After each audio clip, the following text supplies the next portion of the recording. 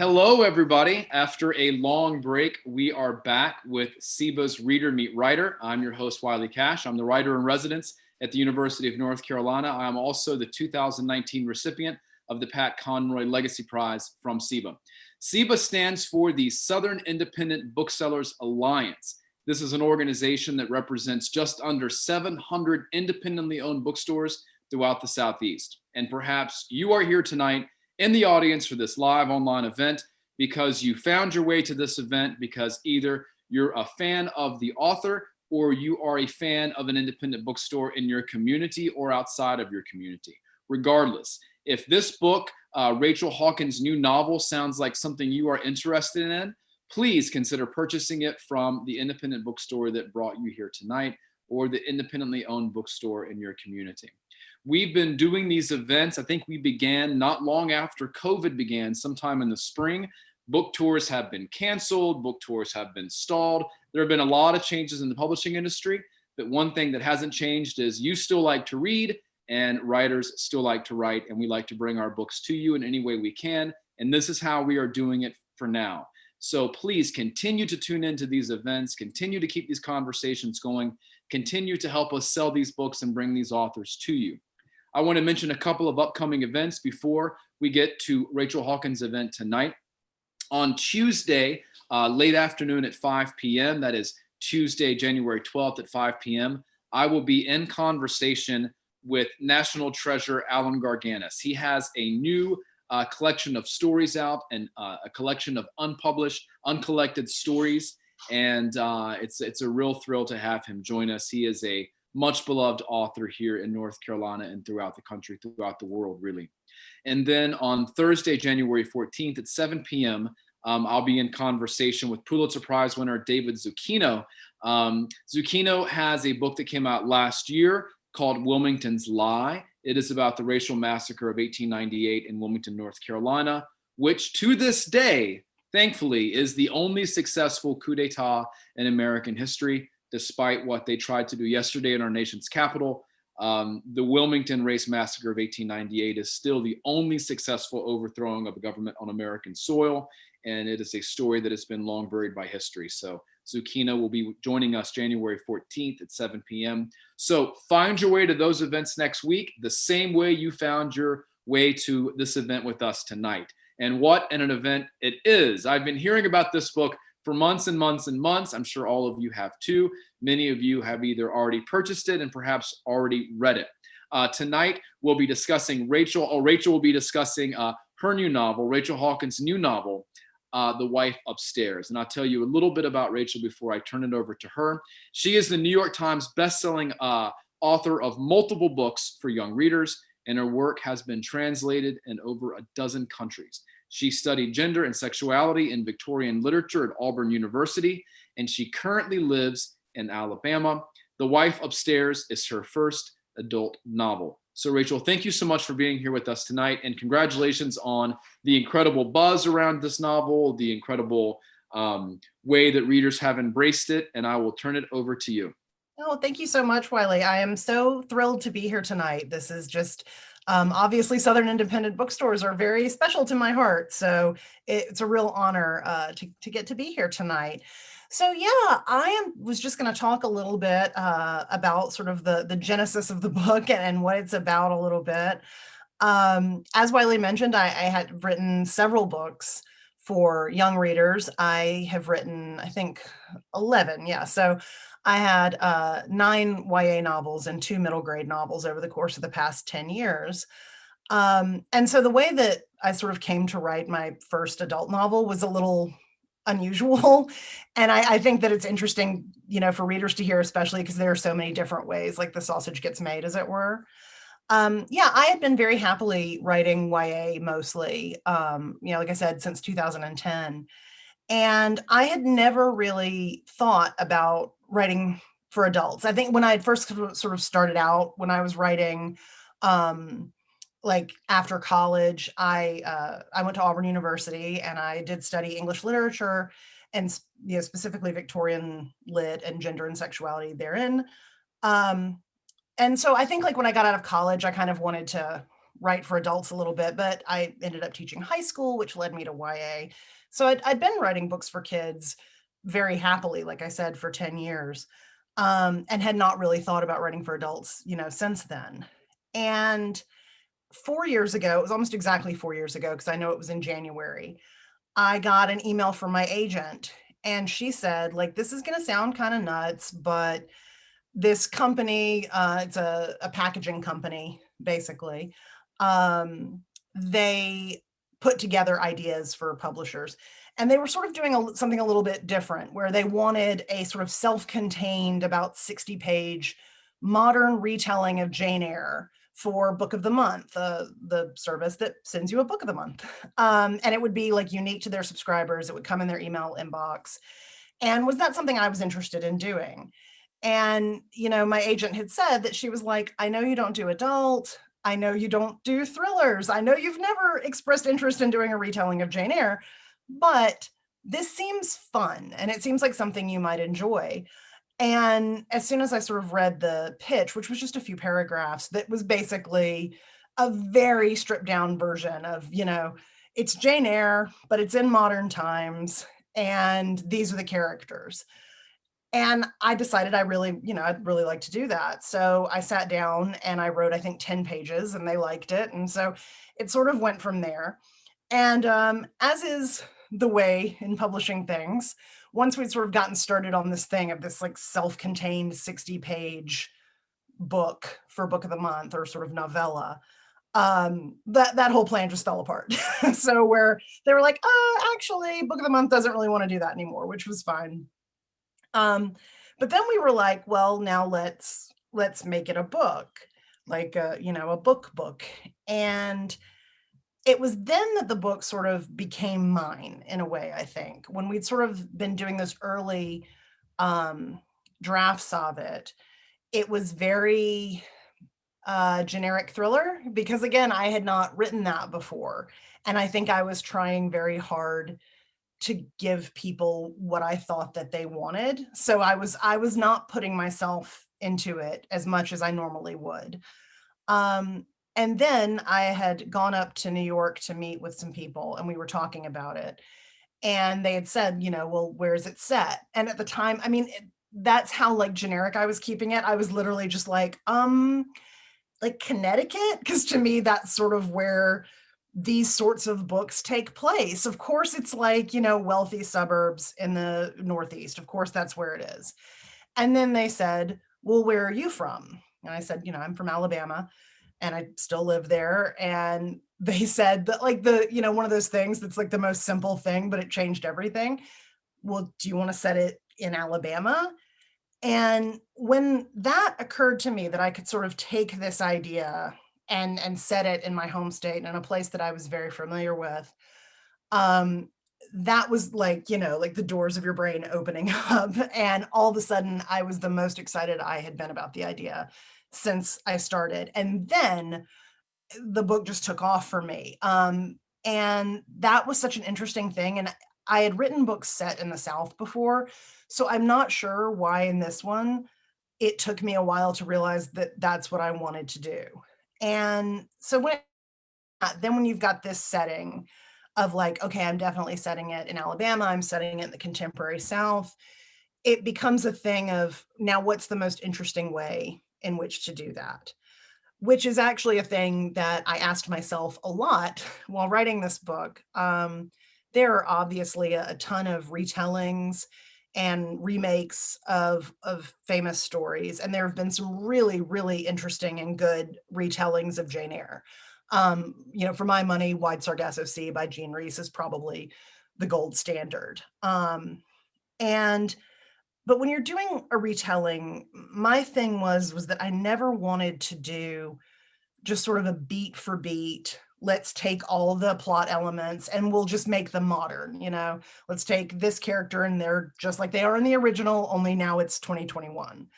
That wasn't particularly appealing to me. I thought I would kind of get bored with that. And I thought that there was something very interesting about taking elements of Jane Eyre, and the elements that I was most interested in talking about, namely, again, when you look at like the original Jane Eyre, which I had read so many times, I think that's why I didn't have like an interest necessarily in doing a retelling, because I'd read it, I think twice in high school, maybe 3 times in college, once in grad school. It just, I was very familiar with the story, but that kind of let me then look at it and say, okay, well, what are some of the themes that I find interesting in this book? What's something that, as many times as I've read it and I've taught it and studied it, what are the things I keep coming back to?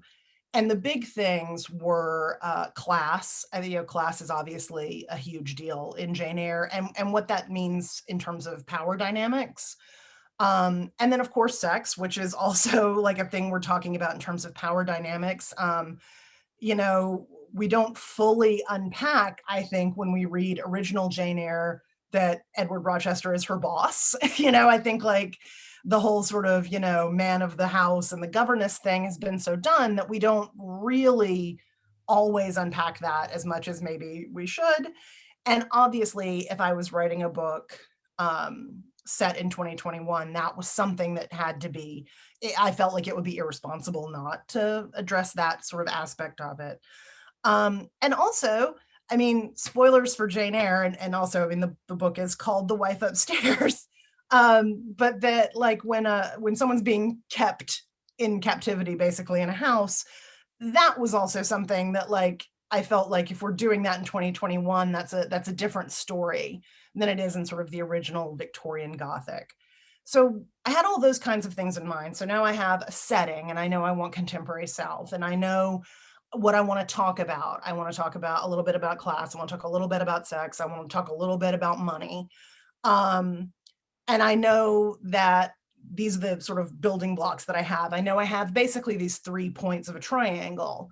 Edward Rochester in the original, who's Eddie in this one, Jane, obviously, and Eddie's first wife, Bertha Mason, who is both Bertha and Bee in The Wife Upstairs.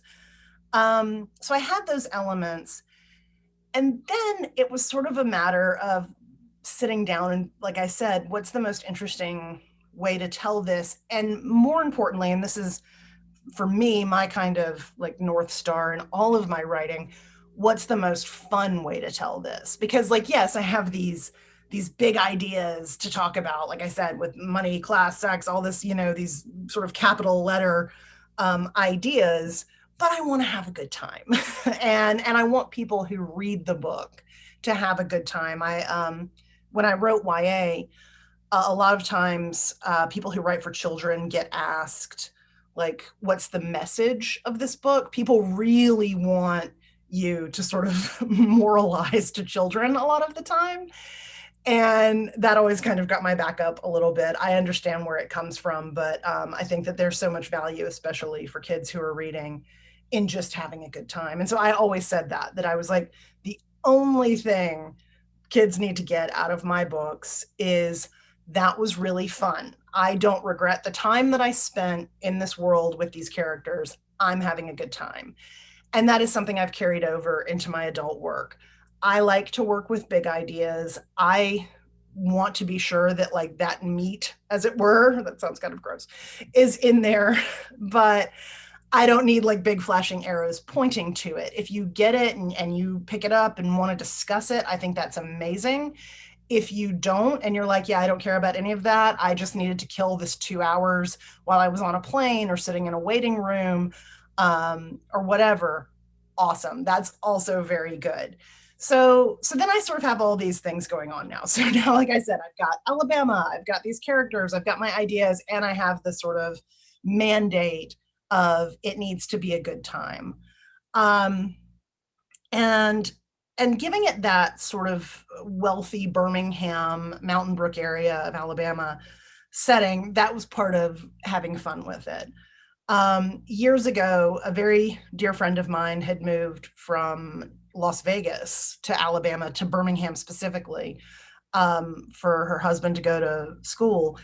And she was telling me that and I was so excited, she was here in Alabama.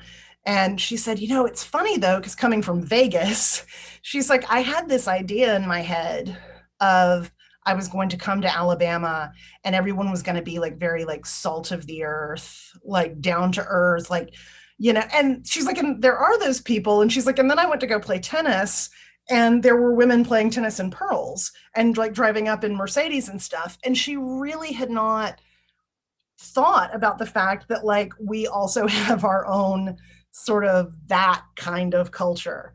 And then it occurred to me like, well, you know, gosh, maybe other people who don't know much about Alabama don't know that we also have that kind of culture. So like, let's get in the weeds with it. And so when I had that, so that, and again, that ties into both my like, let's talk about class and money, and also let's talk about fun. And then, I mean, if you're taking a very famous Gothic novel and you're transplanting it to the modern South, you kind of can't resist the temptation to do a Southern Gothic thing. I love Southern Gothic. I mean, from the older stuff like Flannery O'Connor. I personally, and maybe it's a controversial opinion, I don't know enough about it, but I always think of Larry Brown as very like Southern Gothic. Like Faye is one of my favorite books. And one of the things that I love so much about that particular book is that it's so grounded in a like extremely recognizable modern South, but also it has this Faye herself is almost like this supernatural character moving through things, just sort of like wanton destruction in her wake. And I thought that like dichotomy was so interesting. So yeah, so like I definitely wanted to, like I said, then bring in those kind of ideas. And again, this is just sort of how the writing process works for me. It all just sort of like layers up like that. And again, the main mandate is always, am I having a good time? Is the reader having a good time?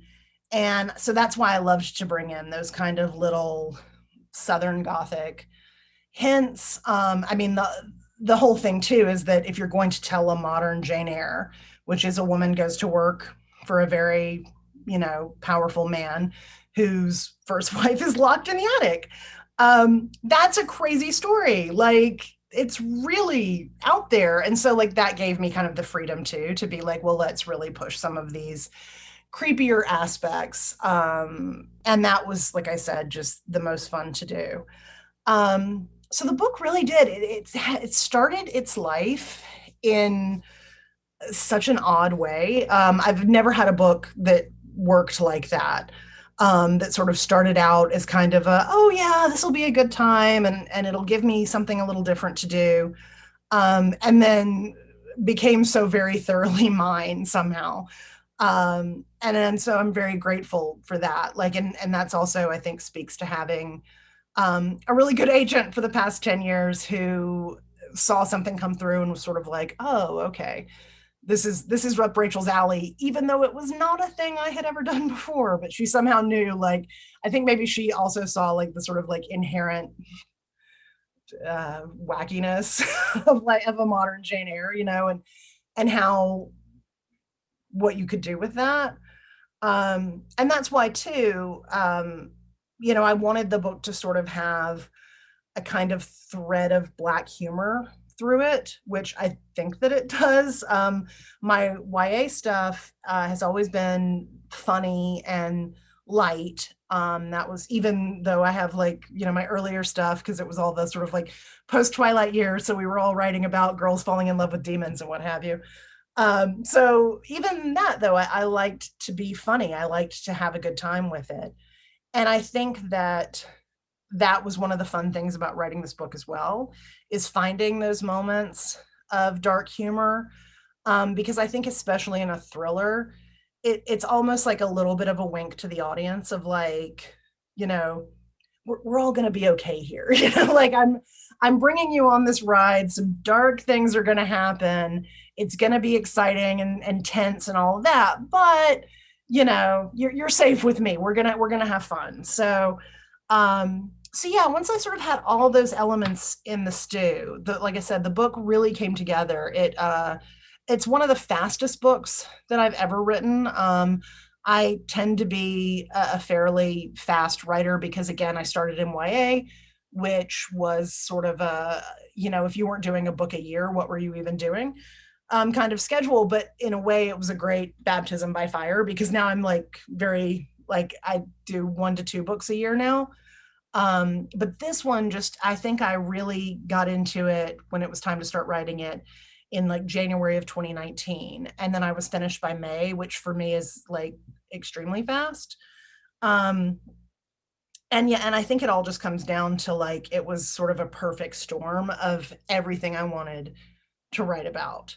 And again, there was something that felt very special to me about being able to write um, about Alabama, and especially in the depth that I do in this book. Like I said, some of my other books have been set in the South. I've had books set in Tennessee and in Georgia. Um, this might be the first one that I've fully set in Alabama. I think people have no, my Rebel Bell series was set in Alabama as well. But this was like the first time I felt like I really got to go sort of deep on some stuff. And that was such a good time for me. And it's been funny though, because the next thing that I just turned into my editor, my next thriller is completely different. Like it's set like in Hawaii and like on an island in the South Pacific. And I think that's just because I've been so sick of sitting in my house that I wanted to go on a virtual vacation. But yeah, this book, like I said, it's very special to me. It's been very lovely to see it be very well received.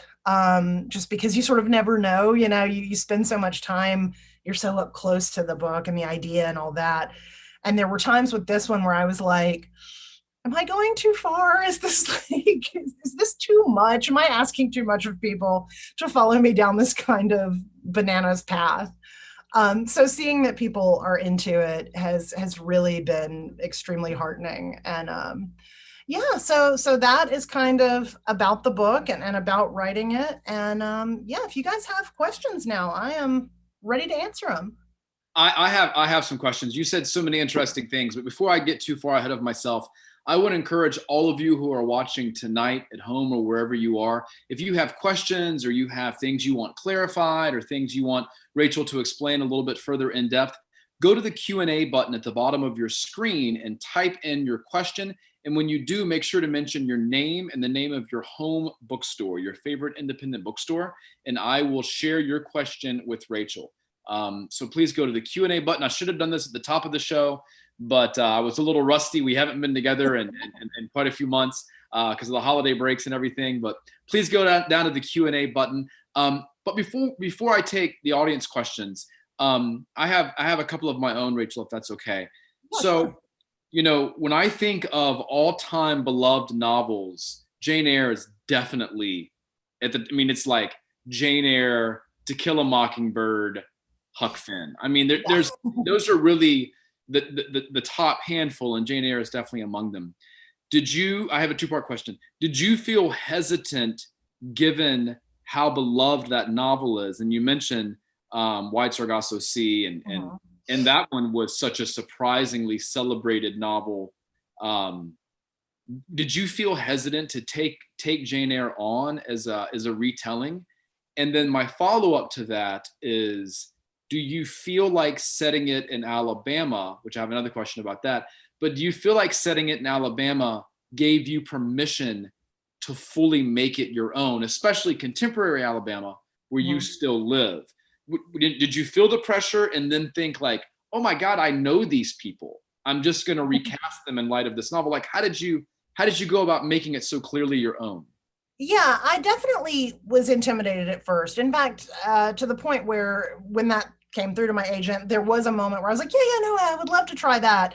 And like the next day I was telling my husband that I was like, well, maybe I'll bow out. Like maybe this just isn't for me, just because it did feel so, it felt very foreign to what I had done before. And also exactly, Jane Eyre is extremely beloved. And like I said, had studied it and taught it. And it was just, it was very much in my head, And so I just thought, I don't know. And then I really thought about somebody else doing it and like that competitive thing of like, no, I can do this. This is mine.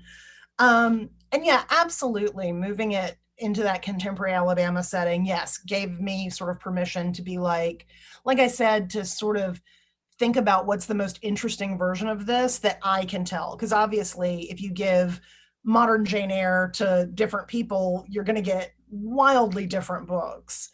And so, yeah, it did. It gave me some freedom. And then when I sort of, like I said, loosened myself up from the idea of telling a beat for beat retelling, where I was like, you don't have to do that. You can take what you want and leave what you don't want. And I think that that's important. Like, I think that, this book, more than any other I've ever written, was definitely the one where I was like, I've got to shut the door on any kind of fear, and I've got to take the biggest swings I'm going to take.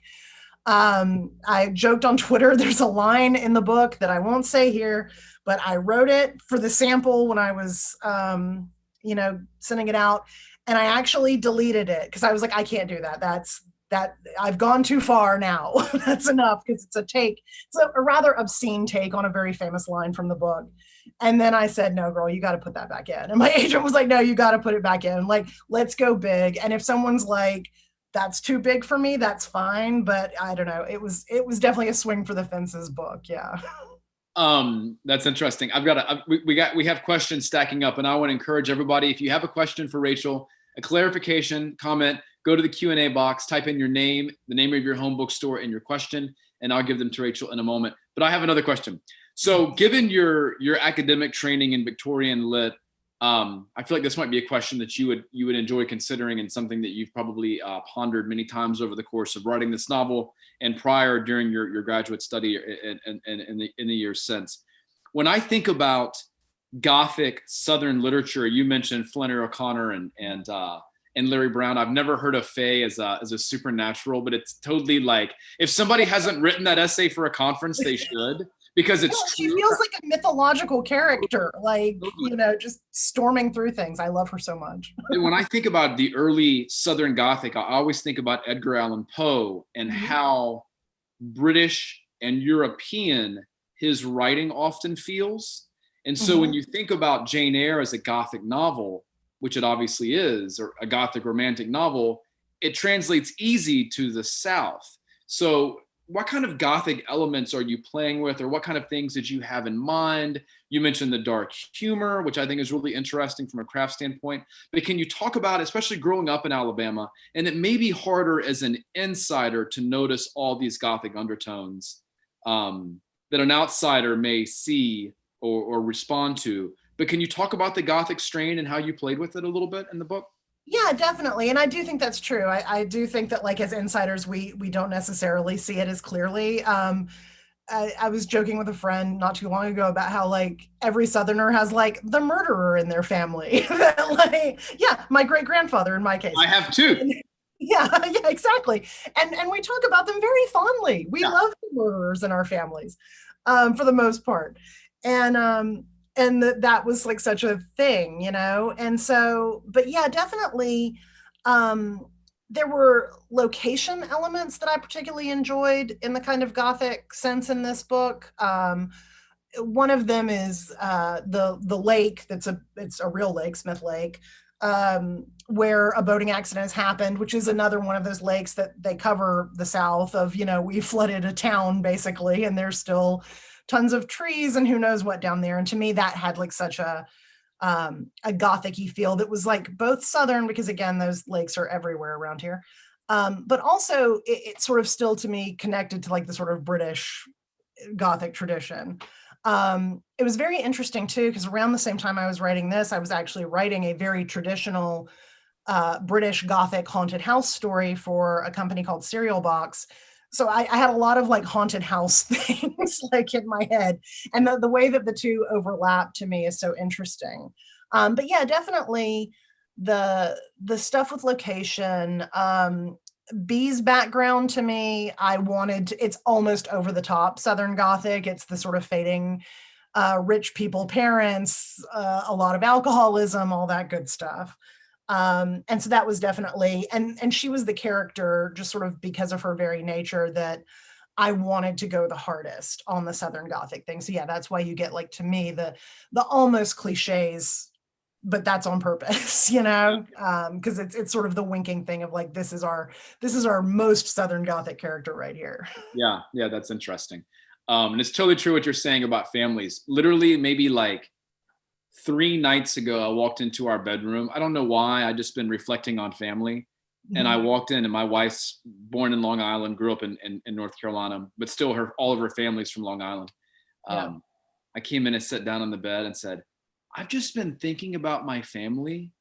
All of this is insane. Yeah. like rattling off all the truly insane, and I was like, but it's also kind of normal. Like, help me Yeah. out. So we have a ton of questions. I'm going to turn my video off, but you'll be able to hear me. But we got a Okay. ton of questions for you, Rachel. So we'll kind of get through them. Um, Okay. the first question we have, it's Lady from Mobile. Haunted Bookshop is her favorite. She asks, how do you write so fast? How do you conquer procrastination? Or is that even a thing for you? And I am not asking that question under a pen name. I am not Lady from Mobile. I'm glad my wife didn't hear this. It's like, wait, Rachel writes books that people actually read in that short a time? Yeah, no, the speed thing is, which is funny because I never feel that fast because I have a lot of friends who are romance novelists and they write, they write like 5, 6 books a year. I really don't know how they do it. But yeah, no, part of it really is that like I said, when I got started, that was just sort of the pace that was expected. And so I didn't know any better. So you sort of adjust to like the pace that was given. I am very fortunate in that this is all I do. I write full time and I have been able to since I started, which is unreal. But again, it was the sort of post Twilight boom years when I started. And so that helps, but I still procrastinate too. Everybody does. And I think in writing, especially, you procrastinate because the book in your head is always so much better than the book on paper, especially in a first draft. And I personally, I absolutely hate first drafts. I hate drafting. I like to edit because it's like the sort of like creating of the clay that will become the book. I don't like that part so much because of the decision fatigue and all that. So I love to edit. So sometimes too, I can get through very quickly just because I'm like, this part's hard for me.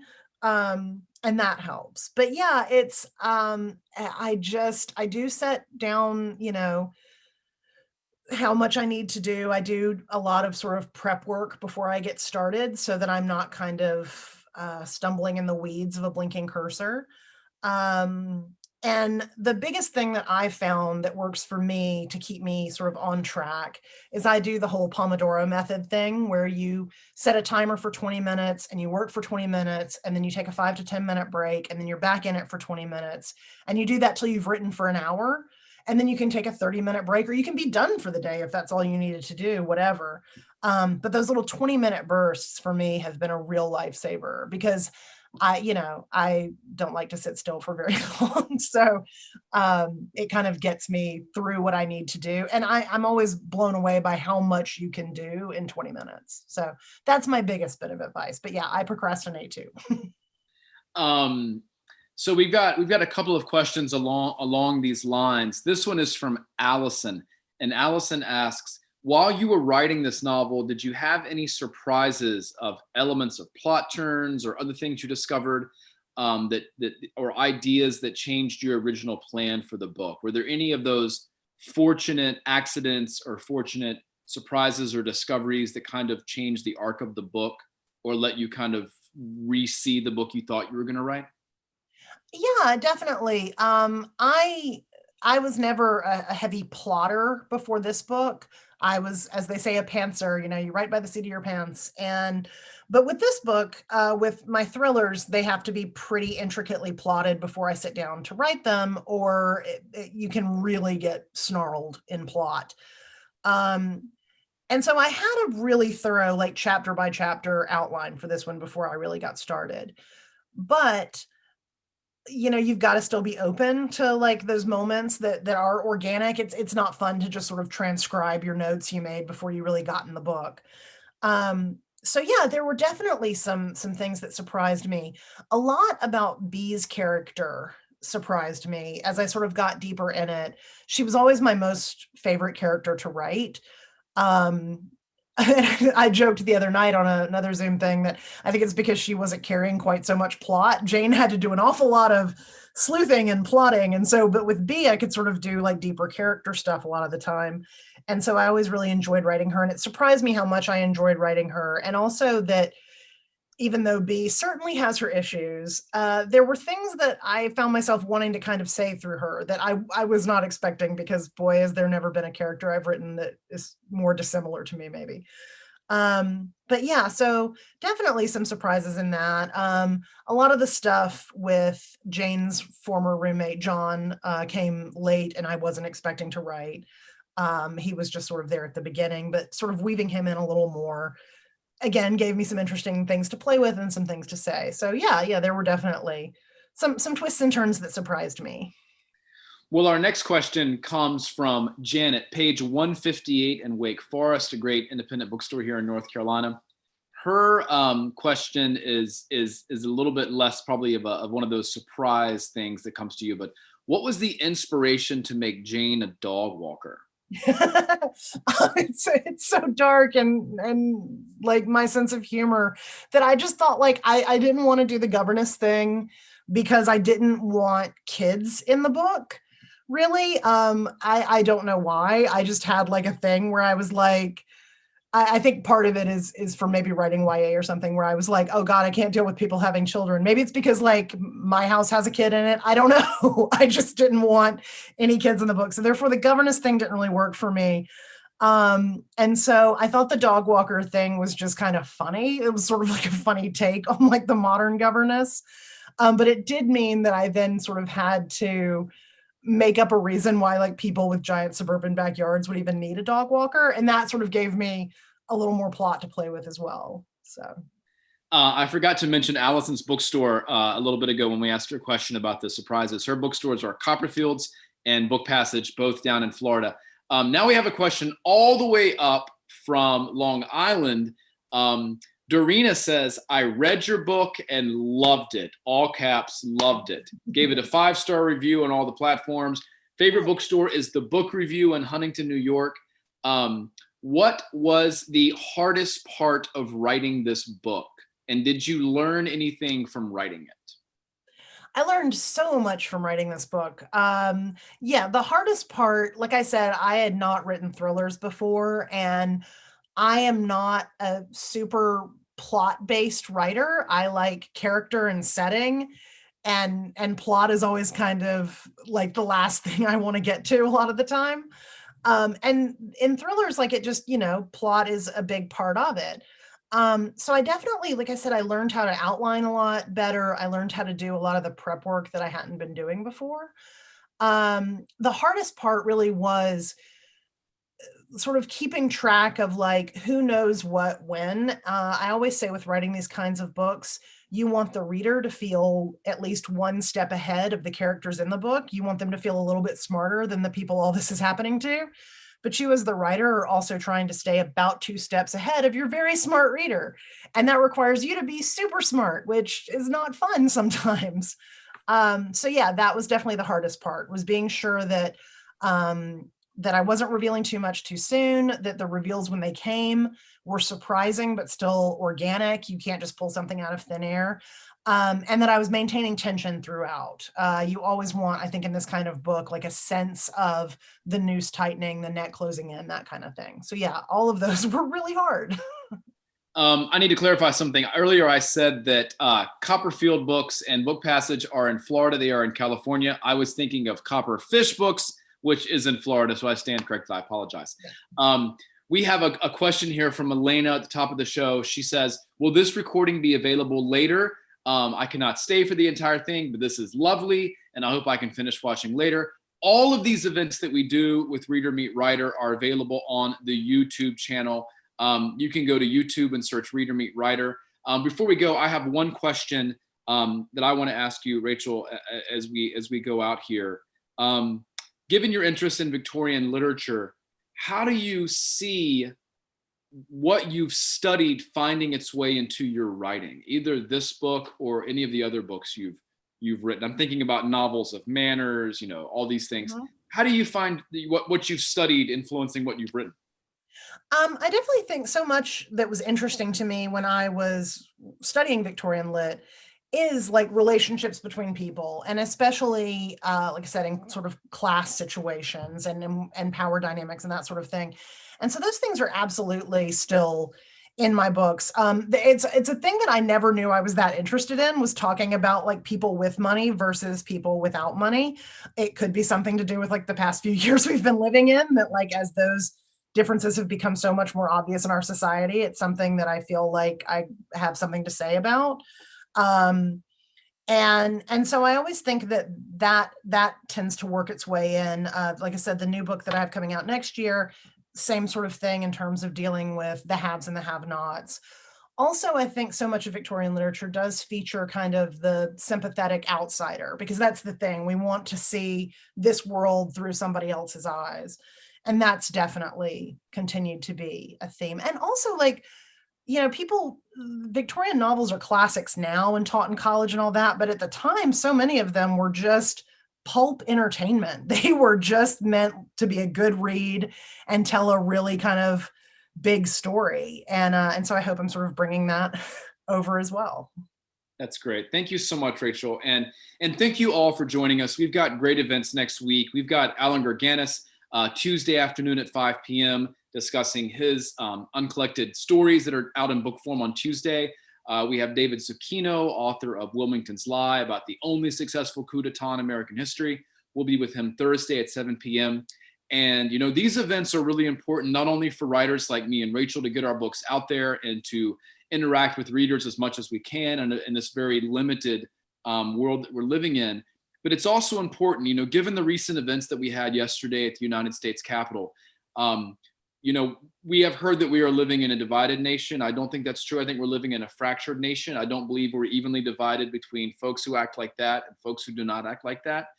But I think that events like tonight, what you heard Rachel talking about was class differences, the role of the sympathetic outsider, the challenges facing the haves and the have-nots, and how these people get along or don't get along. And when I teach writing in a workshop setting at UNC Asheville, I always tell my students the workshop is like church. We come here to discover the mysteries of writing, and we try to figure out how they work. And for me, these Reader Meet Writer events are like church as well. We look into these stories and we ask ourselves questions about what they mean to us and how can we better understand one another by interacting and reading a book like The Wife Upstairs. And so these are wonderful events. We hope you'll come back to them. We hope you'll continue to serve these independently owned bookstores that are serving us so well in times like these, and support authors like Rachel who are out there doing good, important work. This is work that we can repair to in times like these to try to make sense of the world that we find ourselves living in. So thank you all so much for joining us tonight. Thank you, Rachel, for being such a great guest. And we will see you Tuesday at 5 p.m. for Alan Gurganis. Thanks, everybody.